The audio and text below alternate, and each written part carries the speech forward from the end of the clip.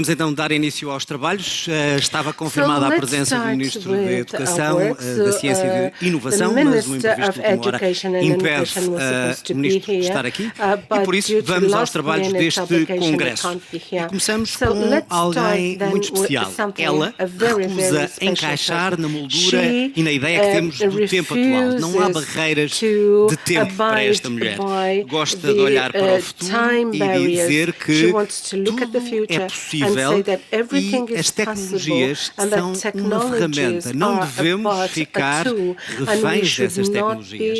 Por isso, para aqueles que têm medo da inteligência artificial, ela diz que a inteligência artificial pode ajudar-nos, e vai explicar como, a desenvolver as próprias capacidades e o próprio pensamento humano. Vamos dar as boas-vindas a Erica Orange. Welcome, Erica Orange. Erica, welcome. From New York to Lisbon to this weather. I love it. This tunnel feels very futuristic. Amazing, isn't it? It's like Back to the Future. It is absolutely Back to the Future. So, yes. The stage is yours. Thank you very much, sir. Yes, what a fun entrance. And I am so happy to be here with all of you talking about the future. I love that my friend over here just mentioned Back to the Future. And the visual we often get when we think about the future is this. Oh, is this not working? That feels very anticlimactic. There we go. This is what we think about. It's tempting to imagine the robots, the flying cars, all of these things right out of a sci-fi novel. But I will tell you that much of the future that we are moving into doesn't look like this. It actually looks like this. Who's familiar with the inkblot tests? What the future is showing us is that it is all about our perception of it. Some might see a butterfly, some might see a bat when they look at this. I actually showed this to my 8-year-old son, and he goes, that is definitely an upside-down superhero. And depending on how we see things, that informs our view of the future. Because the future is ambiguous. It's not linear, and it's not going to follow the pathway that we think it's going to progress along. It is messy, it is abstract, and it is much harder to define. And when we think about this notion of discovery, and what it even means to be an explorer going into the future, discovery is about looking at the same thing as everybody else, but thinking about it differently. And one of the things that we know is that it's not just going to be about one future, but multiple futures. And why is that? That is because the future is speeding up. And one of the terms that I created to really start describing where this future is moving is what I call templosion. Now, what is templosion? This is the idea that the biggest of things, the biggest of events, are happening in shorter and shorter periods of time. Things used to take decades. Now things are happening in years, if not weeks, if not days. It is the rapid truncation of time. And one of the things that we see happening in this world of templosion is that greater gaps are being created on one end of the spectrum between the exponential rate of technological change and our ability to adapt and adjust to it because things are happening so quickly. And it's what is driving a lot of the fear, the trepidation, and the anxiety over where the future is going. But we need to pause and think to ourselves, we have the ability to ramp up our knowledge and adapt and adjust to it, but it is getting harder to do so. One of the biggest opportunities in this world of templosion is that it is not only speeding up technological change. Look, for instance, what happened with AI and ChatGPT. There were more users in just 2 weeks when ChatGPT was introduced than it took for the phone to reach that many people. It took 75 years. This is the shortening of time and change. We also see these accelerated innovation cycles, and it's compressing the time from idea to market. So all of these new business models are coming into an environment today where speed and time is not only the new luxury value proposition, but time in many ways is its own currency. But no matter how quickly things are speeding up, and no matter how quickly we see technological change, economic change, geopolitical change, we have these colliding timescales. On one end, we have this templosion of templosion effect. And on the other end, we have deeply ingrained bureaucratic systems that are appropriate for an economy 4 or 5 economies ago.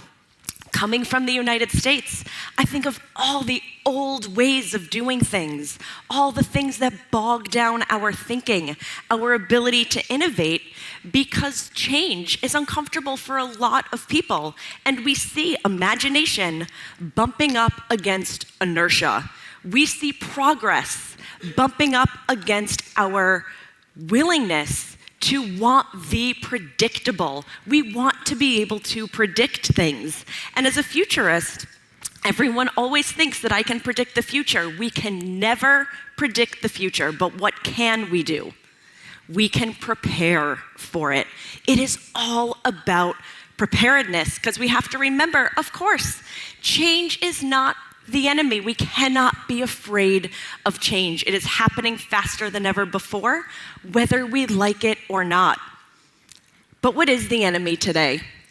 Our attachment to certainty. We cling to certainty like a security blanket, like nostalgia from our past. We want to know where things are going, but we have to prioritize our capacity for change over the certainty of change.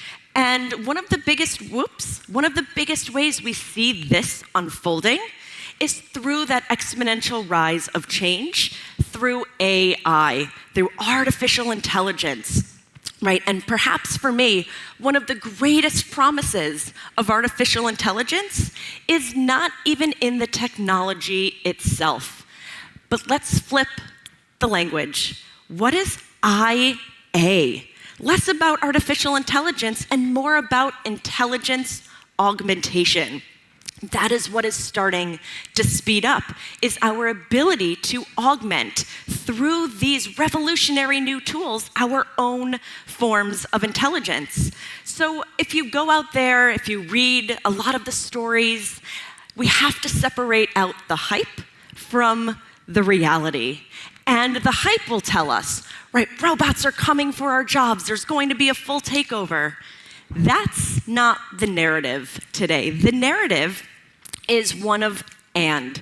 It is not us versus this technology. It is us and AI, working collaboratively, working symbiotically, and really elevating our own thinking, our own cognition to the next higher order value proposition. So let AI do what I would consider to be the rote, the boring, the mundane, the things that, frankly, when you think about it from a deeper human perspective, were humans even meant to be doing that kind of work in the first place?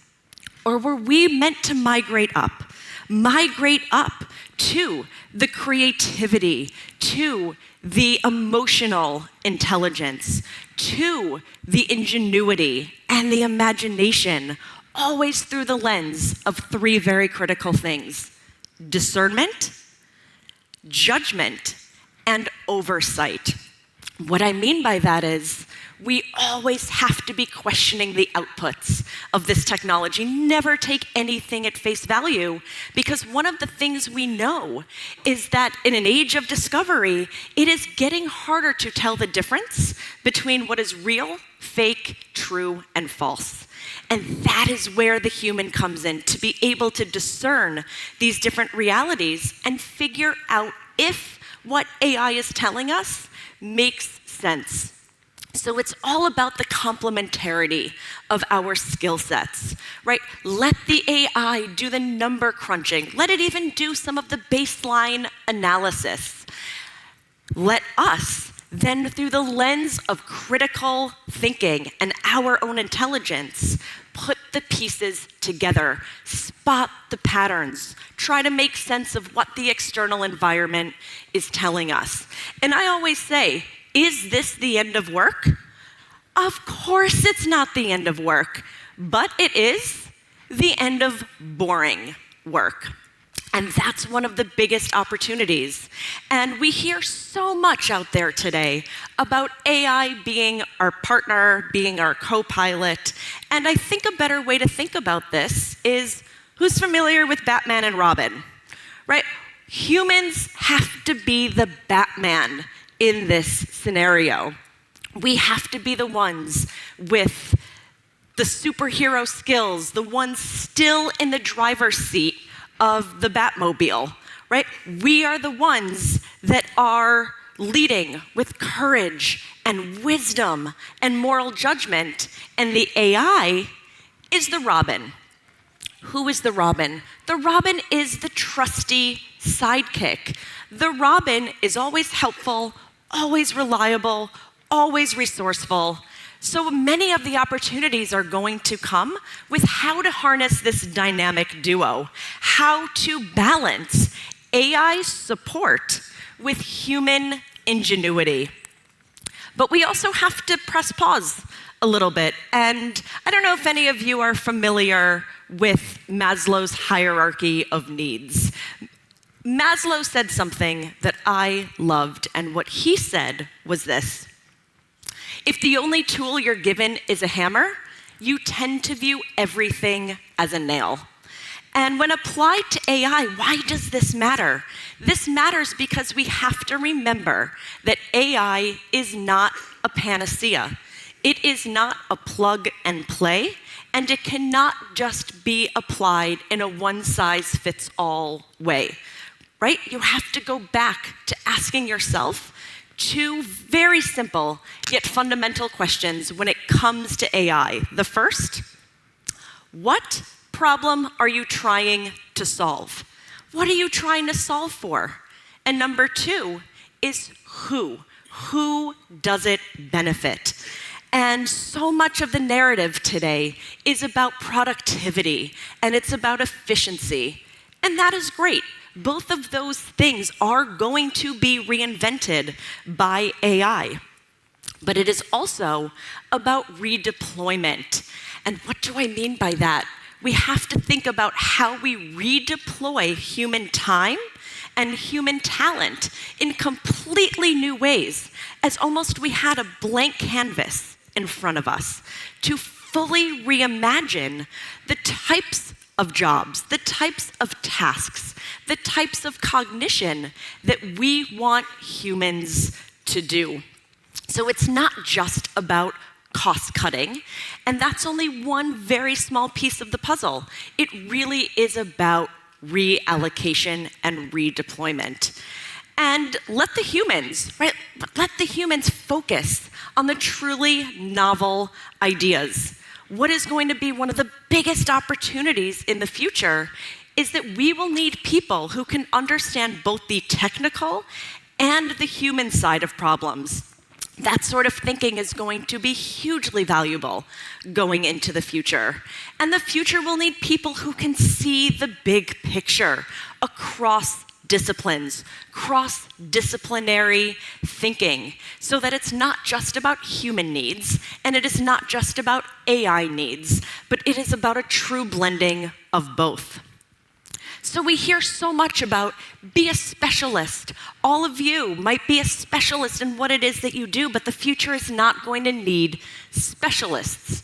The future is actually going to need generalists. A generalist is someone who can connect anything to anything, see patterns across patterns, solve problems by borrowing solutions from completely new and different domains.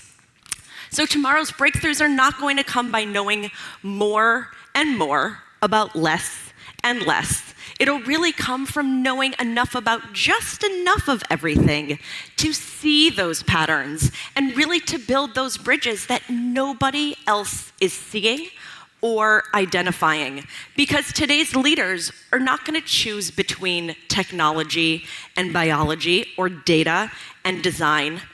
Tomorrow's leaders are going to seamlessly weave them together and create entirely new and novel solutions that specialists could never have imagined. And if this feels very appropriate for me being in Portugal, but I started calling this whole idea the Magellan Principle, right? And then I'm like, I'm going to Portugal. And the Magellan Principle seems so apropos here. And what is the Magellan Principle?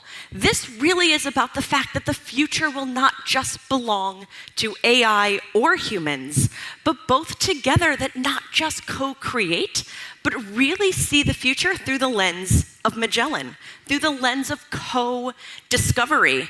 And it goes well beyond today's creative applications.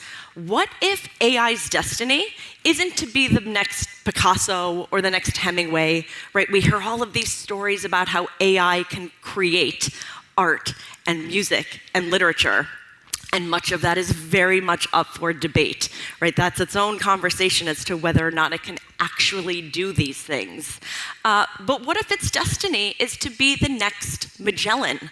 What if it really is about the bridging of business and science and delving and charting into completely unknown territories and illuminating possibilities that we cannot even begin to see yet? So one of the greatest promises of AI is the potential to take innovation exponential across all fields, across energy, healthcare, medicine, food, agriculture, genetics, materials technology, you name it. And without human limitation, right? It's always us that can bog a lot of this thinking down. AI can go through far more data, far more quickly than any human could. And if we think about it, if we can use one exponential technology, in this case AI, and combine it with another exponential technology, for example, quantum computing, you think about what the combination of these two hugely disruptive and transformational technologies can do together, and the possibilities for research, innovation, and discovery become not just even more exciting, but effectively limitless. So just like Magellan and his peers in the age of exploration, right, they're colonizing different places.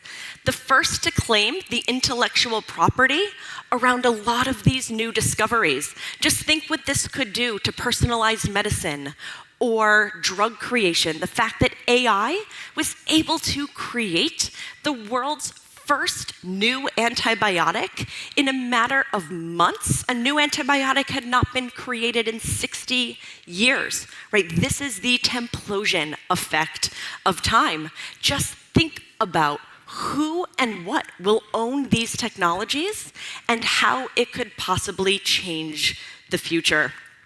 So one example of how we see some of this, even just manifesting externally, is what IBM is doing. And IBM is working on a lot of what it calls hard technology. The AI, the quantum computing, and the idea is to take these two technologies, meld them together, and create a new ecosystem to help create materials faster. And these hubs are really integrating new breakthroughs across disciplines, right? And it is taking handfuls of generalists, not industry specialists, and it is combining their thinking as a business with not just the scientific community, but with the academic community. They have a partnership in the United States with the Cleveland Clinic. And the whole idea is to shorten the amount of time it takes for lab research ideas to become market-ready therapies. So we see this compounding effect. Each breakthrough now allows so many other breakthroughs to happen almost simultaneously, which is why when we think of AI, it is not just applied to work or labor or skills, but it is going off and exploding in multiple directions. And if you take something like CRISPR technology, right, it didn't just create gene therapy. What did it do? It simultaneously spawned so many other cutting-edge advancements in everything from agriculture to new diagnostic tools to even new manufacturing processes. So when discovery in and of itself becomes its own platform, acceleration becomes exponential rather than linear. And that is one of the biggest opportunities and one of the biggest things that we are being catapulted towards as we usher in not only this new economy, but this new future. And you layer on top of all of this the whole idea of a moonshot. Now, what is a moonshot? Some of you might have heard the term before, some of you, many of you online might not have, but these are big, bold, daring ideas. There is so much research around what I would call the mind-bending, things that intuitively to us might not make sense and challenge our accepted limits of science and engineering. But together, we see through all of these, and they're very, very expensive. We're talking about space elevators to deep sea mining and anything and everything in between. But the whole idea is this will propel combinations of business and science and technologies combining and recombining to create all of these new ideas moving forward that could usher in a new era of human health, sustainability, and even space exploration. So I will end on this, and it's one of my favorite visuals because if we are looking at the sky through a straw, just imagine what we're missing. All of us, and it's human nature to do so, all view the world through our own little tiny portholes of perception, what we are taught to see, what we think we need to see, all of those things, where if we just take a step back and expand our field of view, everything is there. Everything is there in plain sight. I always say the hardest part of my job, without a doubt, is getting towards objectivity. All of the value judgments that we make, all of the things that we say, we can't do it this way, or we shouldn't do it that way. How do we let go of those limitations? How do we give ourselves the capacity to imagine a bigger and better future? Another one of my favorite quotes is, "A diamond is merely a lump of coal that did well under pressure." And I love that because how often do we see a challenge or even a new opportunity and we just view it as that lump of coal? But if we take a step back and with time and pressure and transformation, we can turn it into a diamond. And that diamond is what has the whole world inside of it. That is all of the possibility. That is all of the discovery. So I will leave you with this thought. How, in an age of accelerated discovery, can each one of us become an explorer? How can we take that telescope and see that sky full of stars and expand our field of view so that we have the ability to usher in a world that I think is going to be one of vast possibility and vast opportunity?